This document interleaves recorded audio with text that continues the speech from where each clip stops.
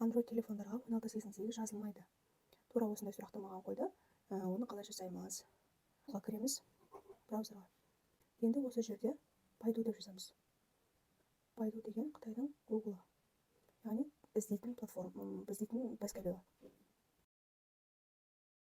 Осы жерде кіріп, міне былай шығады, Baidu деген логотип осылай көрінеді. Енді осы жерге 1688 деп жазайық. Міне мынандай болып тұру керек получается. А мынау баннер. Енді осы жерде сәл төмен түскен кезде, міне Alibaba app деп жазылып тұр, мынандай значогы бар. Тура осыны басамыз. 2024 шатсай деген скачать ету деген. Міне программа ашылды. Осыны біз енді скачать етуіміз керек. Мына жасыл фиолетовыйды бассаңыздар, ол скачать ету дегенді білдіреді. Тадик. Міне скачать етілді. Енді осыны басамыз. Установить. Міне орнатылды. Енді ашып көрейік. Міне дәл осылай ашылу керек.